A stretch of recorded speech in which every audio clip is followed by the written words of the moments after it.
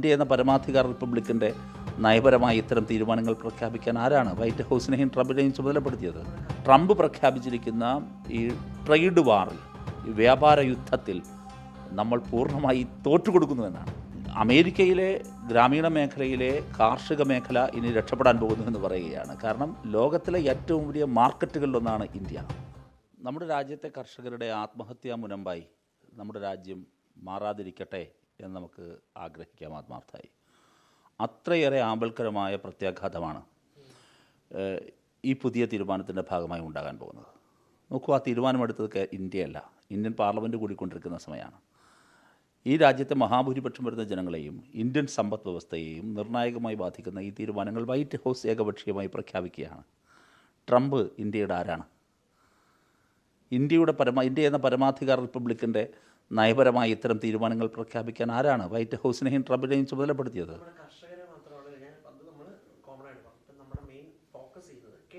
അതെ,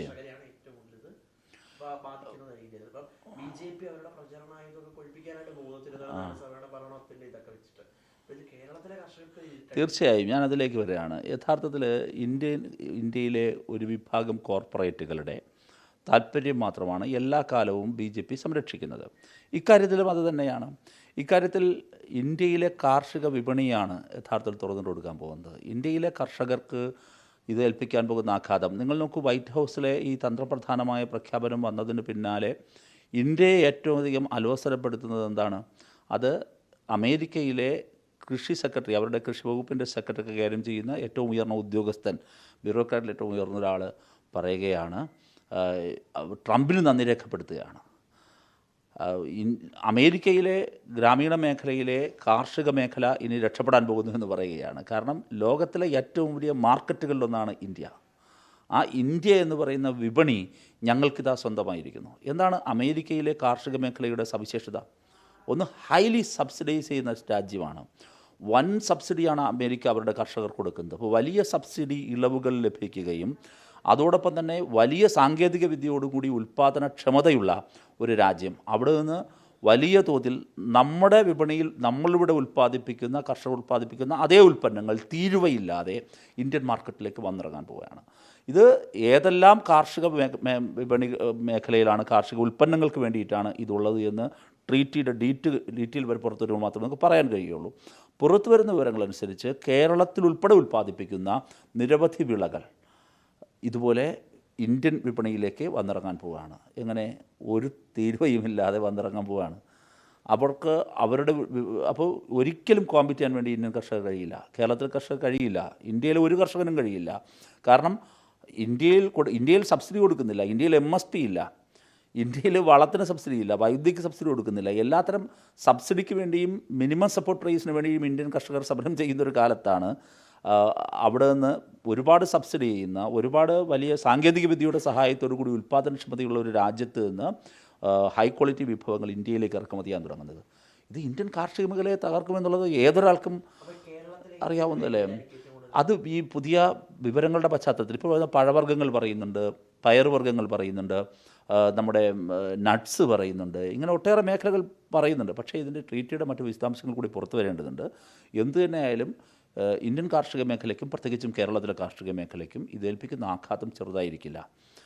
പണ്ട് ഓർമ്മയുണ്ടാകും, ആസിയൻ കരാറിൻ്റെ കാലത്ത് വന്ന നമ്മുടെ റബ്ബറിൻ്റെ തീരുവ കുറച്ചതാണ് ഇന്ത്യൻ കർഷകർ, പ്രത്യേകിച്ചും കേരളത്തിലെ റബ്ബർ കർഷകർ ഇപ്പോഴും ബാധിക്കുന്നൊരു പ്രധാനപ്പെട്ട പ്രശ്നം.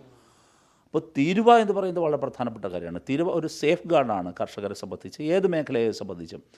ആ രാജ്യം തീരുവ മാറ്റിക്കൊടുക്കുന്നു എന്ന് പറഞ്ഞാൽ ട്രംപ് പ്രഖ്യാപിച്ചിരിക്കുന്ന ഈ ട്രേഡ് വാറിൽ, ഈ വ്യാപാര യുദ്ധത്തിൽ നമ്മൾ പൂർണ്ണമായി തോറ്റുകൊടുക്കുന്നുവെന്നാണ്. കർഷകർ വ്യാപാര യുദ്ധത്തിൻ്റെ, ട്രംപ് അഴിച്ചുവിട്ടിരിക്കുന്ന വ്യാപാര യുദ്ധത്തിൻ്റെ ഇരകളായി ഇന്ത്യൻ കർഷകരെ നരേന്ദ്രമോദി സർക്കാർ ട്രംപിനെ എറിഞ്ഞു കൊടുക്കുകയാണ്.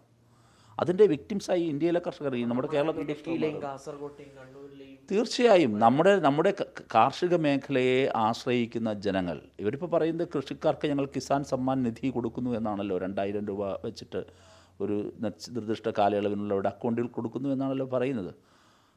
എന്തെങ്കിലും താല്പര്യം ഇന്ത്യയിലെ കർഷകരോടുണ്ടോ? കേരളത്തിലെ കർഷകരോടുണ്ടോ? ഒരു താല്പര്യവുമില്ല എന്ന് ഓരോ ദിവസവും തെളിയിക്കുന്നുണ്ട്. ഇന്ത്യയിലെ കർഷകർ സമരത്തിലാണ്. അപ്പോൾ അവർ പറയും ഞങ്ങൾ 8,000 വെച്ച് കൊടുക്കുന്നു. അല്ലല്ലോ, അവരുടെ ആവശ്യം MSP ആണ്, അവരുടെ ആവശ്യം സബ്സിഡിയാണ്. അപ്പോൾ അങ്ങനെ അത് ആവശ്യങ്ങൾ ഉയർന്നുകൊണ്ടിരിക്കുന്ന ഒരു രാജ്യത്താണ്, കർഷക സമരങ്ങൾ ഉയർന്നുകൊണ്ടിരിക്കുന്ന ഒരു രാജ്യത്താണ് നമ്മുടെ ആ കേരളത്തിലെ കർഷകർക്ക് വലിയ അനീതിയാണ് ഈ കാണിക്കുന്നത്. കണ്ണിൽ ചോരയില്ലാത്ത ഇത്തരം സമീപനങ്ങൾ ട്രംപ് ഭയത്തിൽ ഇന്ത്യൻ കർഷകരെ ഇങ്ങനെ കൊലയ്ക്ക് കൊടുക്കരുത്. കേരളത്തിലെ കർഷകരെ ട്രംപിൻ്റെ ദയാദാക്ഷിണ്യങ്ങൾക്ക് മുമ്പിലേക്ക് ഇങ്ങനെ തീയിലേക്ക് എറിഞ്ഞു കൊടുക്കരുത്. ശക്തമായ പ്രതിഷേധമാണ്. പാർലമെൻറ്റിനുള്ളിൽ ഞങ്ങൾ ശക്തമായി പ്രതിഷേധിക്കുന്നു, പാർലമെൻറ്റ് പുറത്ത് പ്രതിഷേധിക്കുന്നു. കർഷക സംഘടനകൾ ഉയർത്തിക്കൊണ്ടുവരുന്ന വലിയ പ്രതിഷേധങ്ങളിൽ ഇന്ത്യയിലെ യുവജന പ്രസ്ഥാനവും കണ്ണിച്ചേരും. ഈ നരവനയുടെ ഒരു പരാമർശമാണ് ഇപ്പോൾ പാർലമെൻറ്റിനെ ചൂടുപിടിപ്പിച്ചുകൊണ്ടിരിക്കുന്നത്. അതിന്ന് രാഹുൽ ഗാന്ധി വീണ്ടും ഉന്നയിക്കാൻ നോക്കുന്നു, അത് തടയുന്നു. അവസാനം 8 MPമാരെ സസ്പെൻഡ് ചെയ്യുന്ന നടപടിയിലേക്ക് അടക്കം പോയി. അതിനെങ്ങനെയാണ്? അല്ല, പാർലമെൻറ്റിലെ ആ പറയുന്ന സംഭവത്തെക്കുറിച്ചുള്ള വിശദാംശങ്ങൾ പാർട്ടി കൂടുതൽ വിശദമായി പഠിച്ച് പ്രതികരിക്കും. പാർലമെൻറ്റിനുള്ളിൽ ജനാധിപത്യപരമായ അവകാശങ്ങളും പ്രതികരണത്തെയും ഇല്ലാതാക്കുന്നതിന് വേണ്ടി നടക്കുന്ന ജനാധിപത്യ വിരുദ്ധ നടപടികളെ CPIM എതിർക്കുകയാണ് സാധാരണ ചെയ്യുന്നത്. ഈ പ്രശ്നത്തിൻ്റെ മെരിറ്റിൽ പാർട്ടി ഔദ്യോഗികമായി പിന്നീട് പ്രതികരിക്കും. ഗാന്ധിക്ക് അങ്ങനെ പിന്തുണയൊന്നും നൽകാനായിട്ട് തീരുമാനിച്ചിട്ടില്ല. അല്ല, നിലവിലിപ്പോൾ അതിനെക്കുറിച്ച് മനസ്സിലാക്കിയിട്ടായിരിക്കുമല്ലോ കാര്യങ്ങൾ പ്രതികരിക്കുക. അത് പാർട്ടി എന്നുള്ള രൂപത്തിൽ തന്നെ ആയിരിക്കും പ്രതികരിക്കുക. ഓരോ വിഷയത്തിനെയും മെരിറ്റിലായിരിക്കും. രാഹുൽ ഗാന്ധി കോൺഗ്രസ് എന്ന് പറയുന്ന പാർട്ടിയുടെ നേതാവാണ്, ലീഡർ ഓഫ് ഒപ്പോസിഷൻ എന്നാകുമ്പോൾ തന്നെയും അദ്ദേഹം കോൺഗ്രസിൻ്റെ നേതാവാണ്. സ്വാഭാവികമായും അവർ ഉയർത്തുന്ന ഏത് പ്രശ്നത്തെയും കണ്ണടച്ച് പിന്തുണയ്ക്കുകയല്ല. പക്ഷേ എന്താണ് ആ പ്രശ്നത്തിന് മെരിറ്റ് നോക്കിയിട്ടായിരിക്കും പിന്തുണയ്ക്കുക. പക്ഷേ പാർലമെൻറ്റിലെ ജനാധിപത്യ വിരുദ്ധമായ ഗവൺമെൻറ് സമീപനങ്ങളോട് നമ്മൾ ഒരിക്കലും യോജിക്കാറുമില്ല.